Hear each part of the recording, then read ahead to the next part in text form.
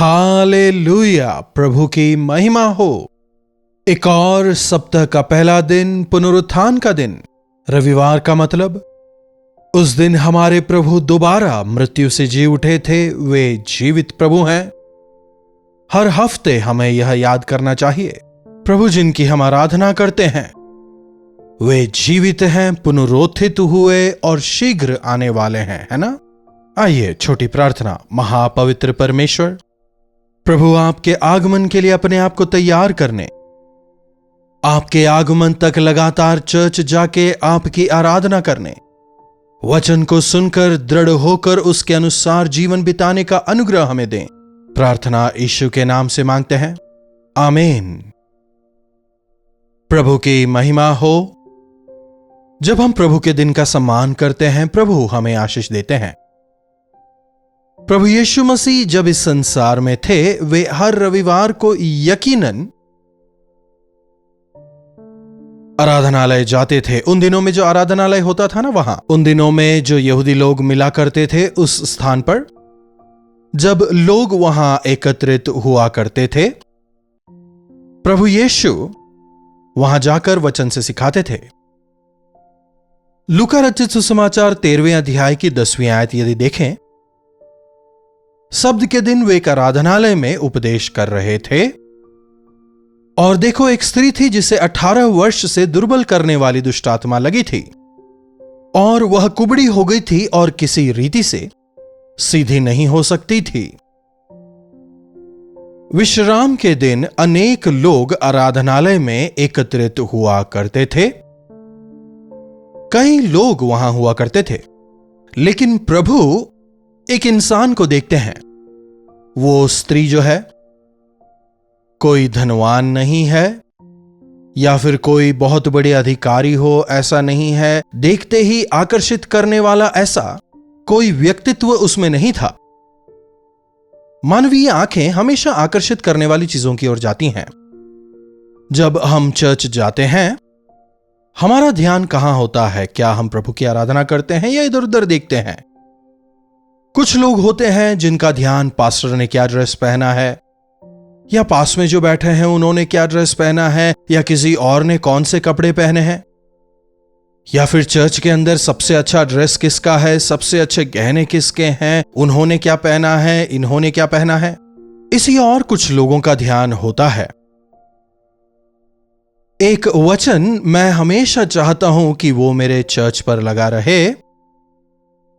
They saw none but Jesus. यीशु के अलावा उन्होंने किसी और को नहीं देखा। जिस पहाड़ी पर यीशु मसीह का रूपांतरण हुआ,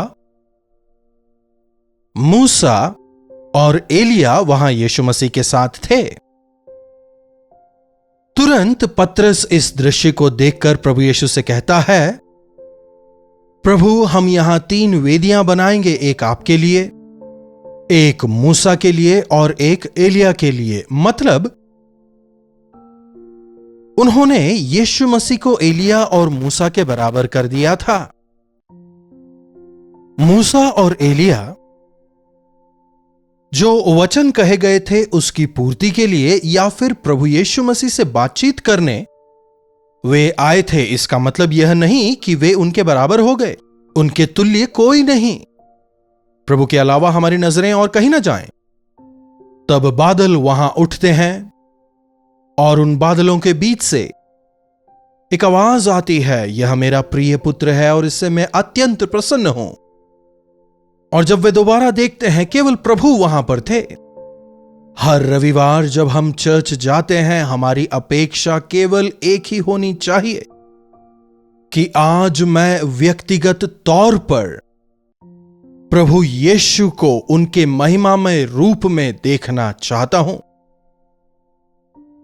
प्रभु यीशु से मिल लेने के बाद, प्रभु यीशु मसीह को देख लेने के बाद हमें हमारी नजरों को जरूरतमंदों की ओर लगाना चाहिए। समझ रहे हैं? मान लीजिए आप एक बस में यात्रा कर रहे हैं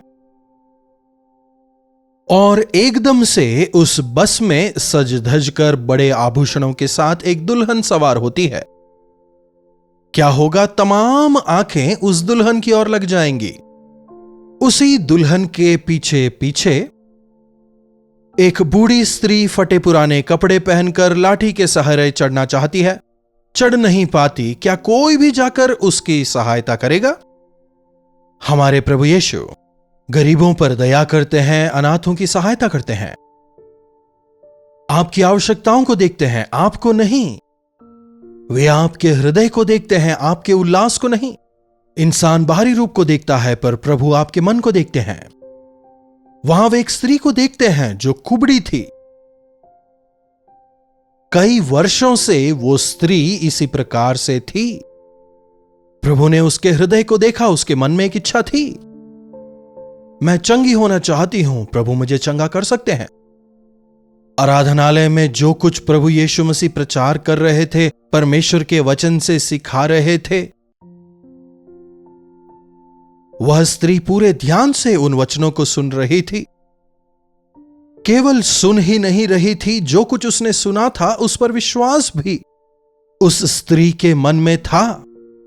जी हां, जब हम प्रभु के वचनों को सुनते हैं, वचनों को हमारे हृदय में काम करने दें। वो स्त्री कुबड़ी थी, उसका कमर झुका हुआ था। 12वीं आयत, यीशु ने उसे देखकर बुलाया। यीशु मसीह उस स्त्री को देखते हैं, उसे पास आने कहते हैं। जैसे ही उसे छूते हैं, वह ठीक हो जाती है, परमेश्वर की स्तुति करती है। हालेलुया। हर बार जब हम आराधनालय जाते हैं, प्रभु की नजर मुझ पर पड़ने पाए, मेरे कुबड़ेपने को वो ठीक करने पाए। सब में कुछ ना कुछ कुबड़ापना होता है ना। कुबड़ापन मतलब कोई ना कोई बलहीनता, असमर्थता। हमारे अंदर जो कमी घटियां होती हैं, हमारी जो समस्याएं होती हैं, जब भी चर्च जाते हैं ऐसी इच्छा के साथ जाएं, बस केवल सांस्कारिक तौर पर चर्च जाके हालेलुया आमीन करके ना आएं। आज मैं चर्च जा रहा हूं, चर्च जा रही हूं, प्रभु आज मुझसे बात करने पाए, वे मुझे छुड़ाएं। आज मेरी इस बलहीनता का जवाब प्रभु दें। आज मेरे इस समस्या का समाधान प्रभु देने पाए। ऐसी आशा के साथ जाएं, प्रभु यकीनन चमत्कार करेंगे। हर रविवार आशान्वित होकर जाएं, खाली हृदय से जाएं, भरे हुए हृदय से वापस आएं। जो परेशानी, चिंता और व्याकुल मन से जाते हैं, आनंद मनाते हुए घर जाने पाएं। जैसे गए थे वैसे ही यदि वापस आते हैं तो चर्च जाने का क्या लाभ बताइए। जब चर्च जाते हैं इस आशा से जाएं, प्रभु की नजर मुझ पर पड़े। कितने लोगों ने मुझे देखा, कितने लोगों ने बात की, यह प्रमुख नहीं है। मैं चर्च लोगों की बातें सुनने के लिए नहीं, उनका सम्मान पाने के लिए नहीं, लेकिन प्रभु से मैं मिलना चाहता हूं, उनसे सुनना चाहता हूं। ऐसी आशा रखकर आप चर्च जाएं। उनके छूते ही वो स्त्री ठीक हो जाती है। प्रभु के आराधनालय में प्रभु का सानिध्य है। उनकी नजर हर एक पर टिकी हुई है, लेकिन जो आशान्वित हैं उन्हें वे तृप्त करते हैं। हां, कुबड़ेपने से ग्रस्त कई लोग चर्च में आते हैं, लेकिन उनका यकीन प्रभु पर नहीं होता। समझिएगा, अद्भुत केवल उन्हीं लोगों के लिए है जो विश्वास करते हैं। जो विश्वास नहीं करते वे चंगाई नहीं पाएंगे। आशान्वित रहें। जो आशान्वित हैं वे उन्हें तृप्त करेंगे। जो विश्वास करते हैं उनके लिए वे चमत्कार करेंगे। हर हफ्ते जब आप आराधनालय जाते हैं, प्रभु के सानिध्य में जब बैठते हैं, इस आशा के साथ बैठें कि आज प्रभु अपनी नजर मुझ पर डालेंगे, आज प्रभु मुझे छुएंगे, प्रभु आज मेरे लिए चमत्कार करेंगे, आज प्रभु मेरे कुबड़ेपने को दूर करेंगे, मुझे तंदुरुस्त करेंगे, मुझे सीधा खड़ा करेंगे, मुझे दृढ़ खड़ा करेंगे। इस आशा के साथ आप चर्च जाएं। प्रभु यीशु अवश्य हमारे लिए चमत्कार करेंगे। हर हफ्ते आशान्वित होकर चर्च जाएं। प्रभु के सानिध्य का अनुभव करने की इच्छा के साथ जाएं। प्रभु में आनंदित होने की इच्छा के साथ जाएं। प्रभु का स्पर्श पाकर ठीक होने की इच्छा के साथ जाएं। मेरी स्थिति बदलने पाए। जैसे मैं गया हूं वैसा नहीं, लेकिन मैं बदला हुआ वापस आऊं। प्रभु से सामर्थ्य पाकर पूरे हफ्ते प्रभु के लिए जीने का अनुग्रह प्रभु मुझे देंगे। इस विश्वास के साथ आप जाएं। वह स्त्री आराधनालय में झुक झुक कर आती है। यीशु मसीह उसे देखकर जा तू ठीक हो जा कह सकते थे, लेकिन उसे अपने पास बुलाते हैं। सबके बीच में उस स्त्री को उठकर यीशु मसीह के पास चल के जाना था। सब लोगों ने उसे देखा होगा। उसे बूढ़ी बूढ़ी कह रहे होंगे, लेकिन वो बूढ़ी नहीं थी, 18 साल से दुष्टात्मा से ग्रसित थी। उसकी कमर झुक गई थी, बुढ़ापे की वजह से नहीं, लेकिन दुष्टात्मा की वजह से। जब यीशु मसीह ने उसे बुलाया और उसे उन लोगों के बीच में चलकर जाना था, उसने यह नहीं सोचा कि लोग मेरा मजाक उड़ाएंगे, हंसेंगे, लेकिन मेरे प्रभु ने मुझे बुलाया है, वे मुझे चंगा करेंगे। इस विश्वास के साथ में वो जाती है, चंगी होती है। लिखा है वो तुरंत चंगी हो गई और परमेश्वर की महिमा करने लगी। यीशु मसीह के पास जाते समय जो लोग उस पर हंस रहे थे, अब वे शर्मसार हुए होंगे। कितने महान प्रभु हैं हमारे। वो हड्डी जो इतने साल से झुकी पड़ी हुई थी, कौन ठीक कर सकता है? उस कुबड़ी स्त्री को प्रभु यीशु चंगा करते हैं। अद्भुत करने वाले प्रभु। हमारे प्रति भी प्रभु के पास उन्नत योजनाएं हैं। रविवार के आते ही आप में यह उत्साह होना चाहिए कि आज मैं अपने प्रभु से मिलने जा रहा हूं। मैं आज अपने प्रभु को मुखामुख देखूंगा। यदि वे मुझे अपने घायल हाथों से छू लें, मेरी तमाम बीमारी, मेरा कुबड़ापन दूर हो जाएगा। आज प्रभु शारीरिक तौर पर हमारे साथ मौजूद नहीं, लेकिन पवित्र आत्मा यह काम करते हैं। आज प्रभु मुझे छुएंगे, इस विश्वास के साथ जाएं। संस्कारिक तौर पर चर्च जाके आने का कोई फायदा नहीं है। हर बार जब आप चर्च जाते हैं, अपनी जरूरतों को आप प्रभु के सामने रखें, उनसे प्रार्थना करें। कलीसिया के अन्य सदस्यों के लिए, अपने देश के लिए प्रार्थना करें। प्रभु के सानिध्य का अनुभव करने के लिए, प्रभु परमेश्वर से प्रार्थना करने के लिए, प्रभु के अन्य संतानों के साथ मिलकर आनंद मनाने के लिए, स्वर्ग के माहौल की अनुभूति करने के लिए हम चर्च जाते हैं। क्या चर्च जाने के लिए तैयार हो गए हैं? जरूर जाएं। मोबाइल पर, टीवी पर, ऑनलाइन देखना काफी नहीं। प्रभु के आराधनालय जाकर प्रभु के अन्य संतानों के साथ मिलकर प्रभु की आराधना करें।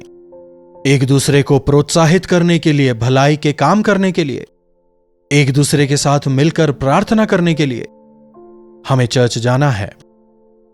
रविवार को कोई भी और कार्य ना रखें, यह परमेश्वर का दिन है। कई बार हम चर्च जाने के महत्व को, संगति के महत्व को समझ नहीं पाते। जो कुबड़ापन है, जो कमजोरी है, जो असमर्थता है, कई बार वो हम तक पहुंच ही नहीं पाती। क्यों? क्योंकि प्रभु उसे रोकते हैं। लगातार चर्च जाने की वजह से वो हमारा आशीष है। बीमारी आने के बाद ठीक होना ही नहीं, लेकिन हम तक बीमारी पहुंच ही नहीं पाती। क्यों? क्योंकि प्रभु कहते हैं, स्वास्थ्य मैं तुझे देता हूं, तुझे चंगा करने वाला परमेश्वर मैं हूं।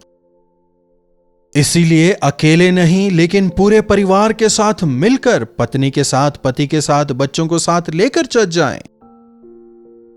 पूरे साल भर केवल 52 रविवार ही हमें मिलते हैं। एक भी रविवार छोड़े बिना पूरे परिवार के साथ में आप प्रभु के सानिध्य में, चर्च में जाकर देखिए। आप आनंदित होंगे, आप स्वस्थ रहेंगे, अपने जीवन में आशीष पाएंगे। प्रार्थना में सरों को झुकाएं। महापवित्र पिता परमेश्वर, प्रभु हर बार जब हम आपके सानिध्य में आते हैं, हमारी मदद करें कि इस आशा के साथ हम आएं कि बस आपका स्पर्श हमें हो जाए। आपके छूते ही हमारे शरीर में जो कुबड़ापन है वो दूर हो जाएगा, हमारी तमाम असमर्थताएं चली जाएंगी। प्रभु एक बार फिर से आज हमें छुएं। वचन से हमसे बात करने के लिए धन्यवाद। प्रार्थना यीशु के नाम से मांगते हैं, आमीन। अब पिता परमेश्वर का प्रेम, प्रभु यीशु मसीह का अनुग्रह, पवित्र आत्मा की संगति और सहभागिता हम में से प्रत्येक के साथ आज, कल और सर्वदा बनी रहे। आमीन। प्रभु परमेश्वर की महिमा हो। अपने प्रार्थना विषयों को आप 9884907779 पर भेजें, हम अवश्य आपके लिए प्रार्थना करेंगे। प्रभु की आशीष हम सबों पर बनी रहे।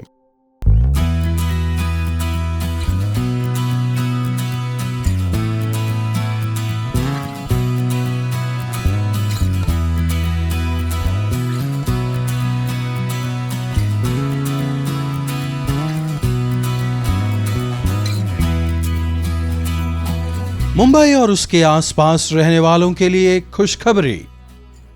यदि प्रभु की इच्छा हुई तो जुलाई 17 तारीख को एक बार फिर से हम मुंबई में एक दिन के गेट टुगेदर का आयोजन कर रहे हैं।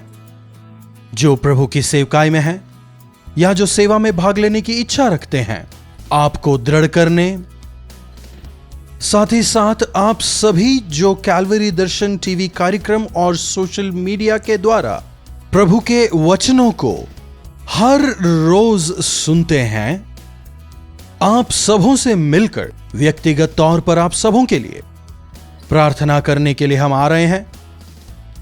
आप सभी इस गेट टुगेदर में जरूर आएं। हम सभी मिलकर परमेश्वर के सानिध्य का अनुभव करेंगे। मीटिंग का स्थान morning star English school, Sion, Dharavi, Mumbai. अधिक जानकारी के लिए 9884907779 पर आप व्हाट्सएप या कॉल कर सकते हैं, या फिर 9500001111 पर भी संपर्क कर सकते हैं। जरूर आएंगे ना? अपने बंधु मित्रों को भी मीटिंग में साथ लाएं।